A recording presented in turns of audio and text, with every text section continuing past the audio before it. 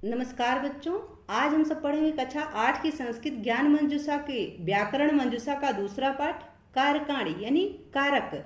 यह पुस्तक के लास्ट में दिया गया है। व्याकरण संस्कृत का कारक किसे कहते हैं पहले हम यह जान लेते हैं। कारक का अर्थ है क्रिया से संबंध रखने वाला, यानी जिसका क्रिया से संबंध बने। किसी वाक्य में संज्ञा सर्वनाम आदि का क्रिया से जो संबंध होता है वही कारक कहलाता है। कर्ता कर्म च करण च संप्रदानम तथैव च अपादान अधिकरणे इत्याहु कारकाणि षट्, यानी कर्ता कर्म और करण और संप्रदान तथा अपादान और अधिकरण ये 6 कारक होते हैं। तो कारक के 6 भेद होते हैं। कारक कितने प्रकार के होते हैं? कारक 6 प्रकार के होते हैं, यानी इसके 6 भेद होते हैं। पहला है कर्ता कारक, फिर कर्म कारक, फिर करण कारक, तीसरा, चौथा है संप्रदान कारक, पांचवा है अपादान कारक और छठा है अधिकरण कारक। संस्कृत व्याकरण में संबंध को कारक नहीं कहते हैं, यानी षष्ठी विभक्ति का जो कारक होता है संबंध कारक, उसे कारण उसको कारक नहीं माना गया है। संस्कृत के व्याकरण में उसे कारक नहीं माना गया है। ठीक है, आगे देखते हैं कारक कितने प्रकार का होता है, जो यहाँ आपको डायग्राम के हिसाब से दिखाया गया है, तो हम उसको भी दिखाते हैं। ये देखिए, ये कारक है और ये इसके पार्ट हैं, जैसे कर्ता कारक, कर्म कारक, करण कारक, संप्रदान कारक, अपादान कारक, अधिकरण कारक। ये कर्ता कारक पहला है, प्रथमा विभक्ति। द्वितीय विभक्ति में लगता है कर्म कारक, तृतीय विभक्ति में करण कारक लगता है और चतुर्थी विभक्ति में संप्रदान कारक लगता है। पंचमी विभक्ति में अपादान कारक होता है और सप्तमी विभक्ति में अधिकरण कारक होता है। क्योंकि षष्ठी विभक्ति को कारक नहीं माना गया है संबंध कारक को, तो आपको बता दिया गया है कि संबंध कारक को कारक नहीं मानते हैं। ठीक है, तो इसलिए जो षष्ठी विभक्ति है उसका यहाँ जिक्र नहीं किया गया है, आगे आपको बताया गया है, तो हम पाठ पढ़ते वक्त उसको समझ लेंगे। कारक के भेद यानी कारक के प्रकार। अब हम इसके 6 प्रकार को कि इनका प्रयोग कैसे होता है उसको पढ़ लेते हैं। कारक के भेद यानी कारक के प्रकार। तो संस्कृत व्याकरण में कारक के 6 भेद होते हैं। पहला है कर्ता कारक, ये प्रथमा विभक्ति में इसका प्रयोग होता है कर्ता कारक का। ठीक है, क्रिया करने वाला कर्ता कहलाता है, यानी जो कार्य को करता है वही कर्ता कहलाता है, करने वाला कहलाता है। ठीक है, कर्ता में प्रथमा विभक्ति का प्रयोग होता है, जैसे बालकाः कंदुकेन क्रीडन्ति, यानी बच्चे गेंद से खेलते हैं। तो कौन खेलता है? बच्चे खेलते हैं। तो खेलने का कार्य किसके द्वारा किया जा रहा है? बालका यानी बालकों के द्वारा, बच्चों के द्वारा। ठीक है, इसमें बालक करता है और इसमें प्रथमा विभक्ति बहुवचन का प्रयोग हुआ है। तो आप समझ रहे हैं ना, बालका है यानी बहुत से बच्चे, इसीलिए प्रथमा विभक्ति बहुवचन का प्रयोग हुआ है। इसका मतलब कि कर्ता कारक में प्रथमा विभक्ति का प्रयोग होता है। ठीक है, आगे है कर्म कारक। कर्म कारक किसे कहते हैं? कर्ता द्वारा क्रिया का जिस पर फल पड़े, यानी क्रिया का प्रभाव जिस पर पड़े, उसे कर्म कारक कहते हैं। जो कार्य करने वाला होता है उसका जिस पर प्रभाव पड़ता है उसे कर्म कारक कहा जाता है। कर्म में द्वितीय विभक्ति लगती है, यानी कर्म कारक में द्वितीय विभक्ति का प्रयोग होता है। इसका चिन्ह को है, यानी जो द्वितीय विभक्ति है कर्म कारक है, इसका जो चिन्ह होता है वह को होता है। जैसे शिशवः दुग्धम पिबन्ति, शिशु दूध पीते हैं, यानी बच्चे दूध पीते हैं। तो आप देखिए, इसमें दुग्धम में द्वितीय विभक्ति का प्रयोग हुआ है और उसका अर्थ होता है को। तो जैसे दूध को पीते हैं, यदि आप इसको बताएं तो बच्चे किसको पीते हैं? तो बच्चे दूध को पीते हैं। तो दुग्धम यानी दूध को, किसको पीते हैं? दूध को। ठीक है, तो यहाँ दूध कर्म हुआ। दूध क्या हुआ? यहाँ कर्म हुआ। इसमें द्वितीय विभक्ति का प्रयोग हुआ है, दुग्धम में द्वितीय विभक्ति का प्रयोग हुआ है। ठीक है, आगे है तीसरा करण कारक। करण कारक में तृतीय विभक्ति का प्रयोग होता है।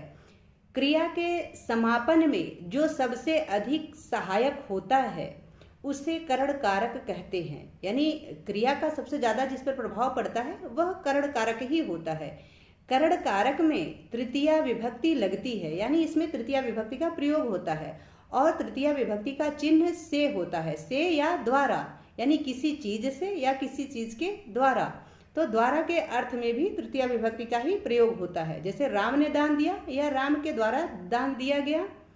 ठीक है, तो ये हो गया तृतीया विभक्ति का प्रयोग। जैसे मम भ्राता वायुयानेन मुंबई नगरम अगच्छत।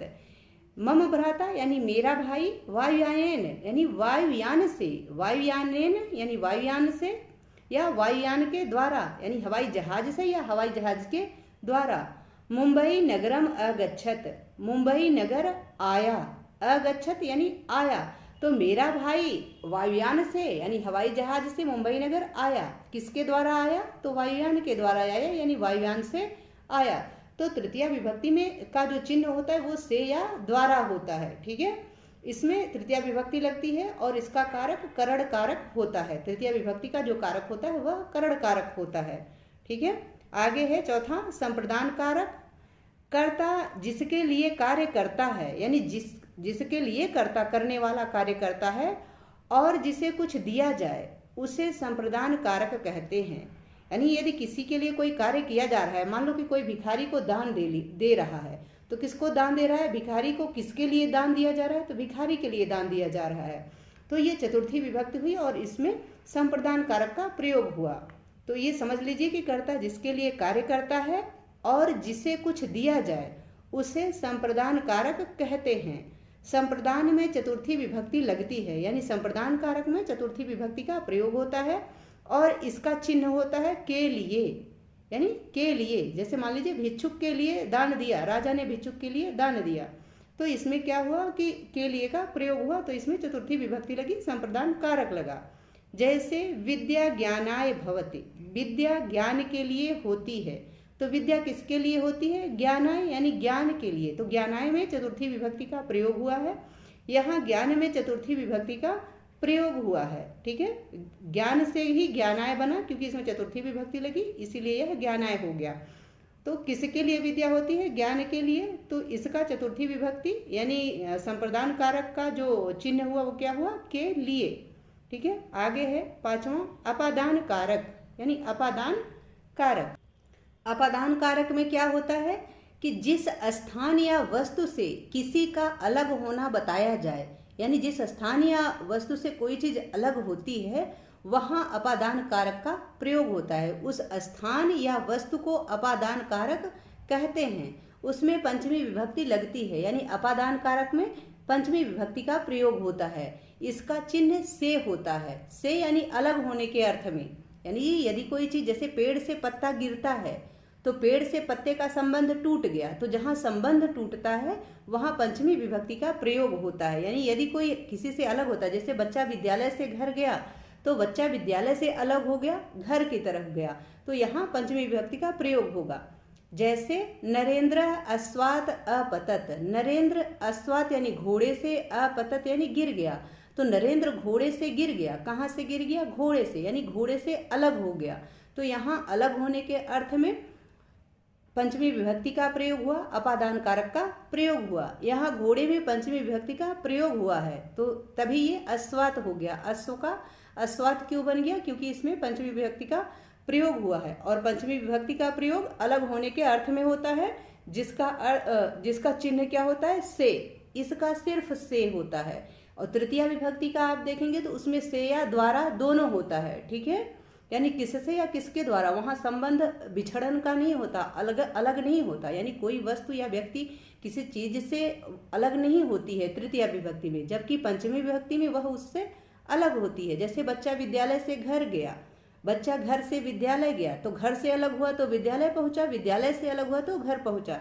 ठीक है, तो अलग होने के अर्थ में पंचमी विभक्ति और अपादान कारक का प्रयोग हुआ। जैसे पत्ता पेड़ से गिरता है तो पेड़ से पत्ता अलग हो गया। ठीक है, आशा है कि अपादान कारक समझ में आगे होगा। अब हम अधिकरण कारक देख लेते हैं। तो अधिकरण कारक क्या होता है? आधार को अधिकरण कहते हैं।